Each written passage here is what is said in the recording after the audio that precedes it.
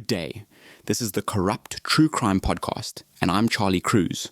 Today's episode is about a daring casino robbery that shocked Las Vegas at the turn of the millennium, when one man walked into the world's most luxurious gambling palace and pulled off what seemed like an impossible score. The motorcycle helmet never came off. That's what casino security would later say struck them as odd. The rider walked straight through the Bellagio's gleaming entrance at 3:45 in the morning, full-face helmet still on, strode directly to a craps table in the high-limit area, pulled out a handgun, and calmly announced he'd be taking the chips. The whole thing took 4 minutes. Grabbed $1.5 million in cranberries, those distinctive $25,000 chips, walked back through the lobby like he was heading out for cigarettes, fired up his bike, and disappeared into the Vegas night. Same casino from Ocean's 11. Same iconic fountains out front. Except this time, it wasn't George Clooney with an elaborate plan involving fake SWAT teams and rigged vaults. This was one bloke with a gun and a motorcycle, pulling off what looked like the simplest heist in Vegas history. Here's the thing though, stealing from a casino is the easy part. It's what comes after that'll get you caught. Meet Tony Carleo, 29 years old, son of a Las Vegas municipal court judge, and possessing what you might call a serious gambling problem. Now, working in the casino industry gives you certain insights. You understand the flow of the floor, the blind spots in customer service protocols, the way dealers prioritize guest safety over heroics. Tony had that knowledge. What he didn't have was the bankroll to match his ambitions. Fancied himself a high roller, see, but lacked the legitimate income to support that particular delusion. So somewhere in his planning, and let's be clear, this wasn't Ocean's 11 level sophistication. He identified what he thought were exploitable vulnerabilities. Vegas casinos are designed to be welcoming, open, accessible. You can walk right onto the gaming floor. Security's everywhere, but they're trained not to create confrontations that might endanger customers. And if you're fast enough, if you're out before they coordinate a response, well, you've got yourself a head start. The motorcycle angle was genuinely clever. Credit where it's due. Splits lanes in traffic, takes routes cars can't follow, and the helmet brilliant, really gives you a legitimate reason to completely conceal your face. Not some suspicious mask that screams robbery, just safety equipment. What Tony mapped out was pure smash and grab audacity. Early morning hours, fewer witnesses, but the casino's still running. Target the craps table where high-value chips sit right there in the open, not locked behind bulletproof glass like the cashier's cage. Show the weapon, grab the chips, walk briskly but don't run running attracts attention, and disappear before security can do anything but watch the surveillance footage. No inside man, no accomplices, no elaborate technology, just nerve and speed and a very fast exit strategy. December 14th, few minutes before 4 in the morning. He rolls up to the Bellagio's main entrance, parks the bike where he can make a quick getaway, and walks in like he owns the place. Surveillance captures everything except his face. That helmet's doing its job perfectly. He covers ground fast, doesn't hesitate, straight to his target table. Out comes the gun, and here's where casino training works against security. Dealers and pit bosses freeze. They're not paid to be heroes. Nobody moves to stop him. He's scooping up cranberries, some $5,000 chips, whatever's within reach. The whole robbery entry to exit clocks in under 5 minutes. By the time security's coordinating any kind of response, he's mounting his bike. And Vegas traffic, even at that hour, provides just enough cover. He's gone. Building a new product? Temez Labs takes you from napkin sketch to the App Store. Trusted by Fortune 500s for quality, security, and speed. Book your free strategy session at temez.ai. Now you're probably thinking this sounds like a successful heist. Got away clean. $1.5 million in chips. Nobody hurt. Disappeared into the night. And you'd be right about that initial escape. But here's what Tony Carleo didn't understand about modern casino security, and this is where his whole brilliant plan reveals itself as catastrophically flawed. Those $25,000 chips aren't just pieces of clay. They're individually serialized, tracked in casino databases, and many have RFID chips embedded in them. The moment he walked out, every single chip he stole was flagged across every major casino in Las Vegas. Trying to cash one of those cranberries at a legitimate casino would be like walking into a bank with a bag marked stolen money and asking for change. Within days, Tony's discovering his problem.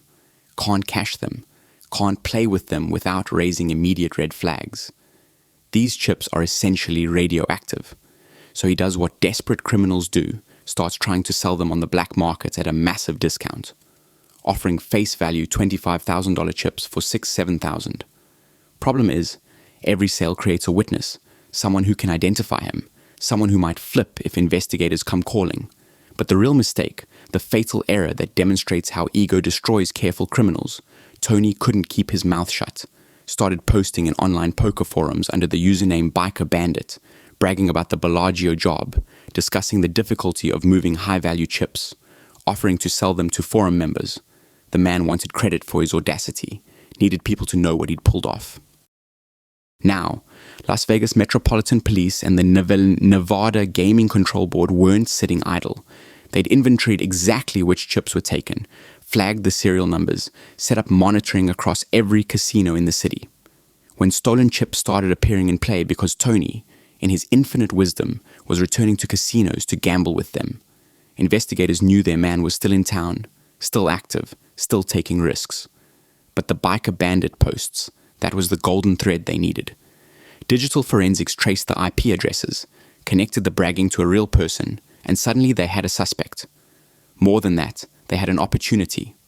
Undercover officers, posing as interested chip buyers, made contact, set up purchases. Tony sold them stolen chips, literally handed over serialized evidence while being recorded, and during these transactions, he couldn't help himself. Told them details only the robber would know, essentially confessed while thinking he was making a score.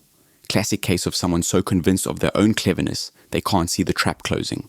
Meanwhile, he's burning through whatever money he manages to convert, feeding that gambling problem that drove him to robbery in the first place. And here's where it gets almost sad. He robs another casino, the Suncoast, using the same motorcycle method. Learned nothing from how difficult the first robbery was to monetize. Oh, hey, friend. Do you like what you're hearing? Now you can have a ridiculously amazing podcast, too. Check out holler.studio to get yourself one today. March rolls around. Investigators have recorded chip sales, surveillance placing him at multiple casinos with stolen property, digital evidence from his online bragging, and physical evidence in the form of the actual stolen chips. They move in, make the arrest. Tony Carleo, the Biker Bandit, had lasted about 3 months from robbery to handcuffs. The investigation was remarkably quick because he did their job for them. Every risky casino visit, every online post, every chip sale, he was building the case against himself, gift-wrapping evidence for prosecutors. Trial came that autumn. The evidence was overwhelming. You had surveillance from the robbery itself. You had the stolen chips recovered from undercover purchases. You had his own admissions recorded during those transactions. You had the digital trail of his Biker Bandit posts. And you had the second robbery connecting him to a pattern of behavior. Defense didn't have much to work with. Tony Carleo was convicted on robbery, burglary, theft, and weapons charges. Sentencing came down in December 9 to 27 years in prison. His father, the judge, reportedly devastated. The son who thought he'd pulled off the heist of the century headed to a Nevada prison where the only chips he'd be handling were for the commissary. What's fascinating about the Bellagio heist isn't that it happened. It's how spectacularly the aftermath fell apart despite a genuinely clever initial execution. Tony identified real vulnerabilities in casino security, exploited them successfully, and got away with the robbery itself. But he'd planned a 21st century crime with a 20th century understanding of consequences. Didn't grasp that high-value casino chips are tracked with technology that makes them nearly impossible to fence. Couldn't resist the ego gratification of being known as the Biker Bandit, and fundamentally couldn't overcome the gambling problem that drove him to take the risk in the first place. You can appreciate the audacity of walking into the Bellagio with a gun and a helmet and pulling off a robbery in under 5 minutes while understanding that the entire scheme was doomed from the moment he grabbed those serialized chips. The real Ocean's 11 ended with Danny Ocean walking away rich and free. The real Bellagio heist ended with Tony Carleo in prison, having converted maybe 10% of his stolen $1.5 million before the law caught up. Sometimes the difference between a brilliant heist and a cautionary tale comes down to understanding that in modern Las Vegas, the thing about brilliant schemes is that they are seldom brilliant enough, and no matter how clever you are, the house almost always wins. Now, if you enjoyed our show, tap that follow button and 5 stars in our ratings. Catch you next time.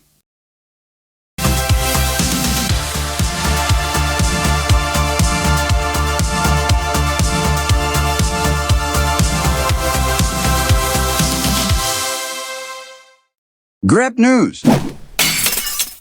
Tamez.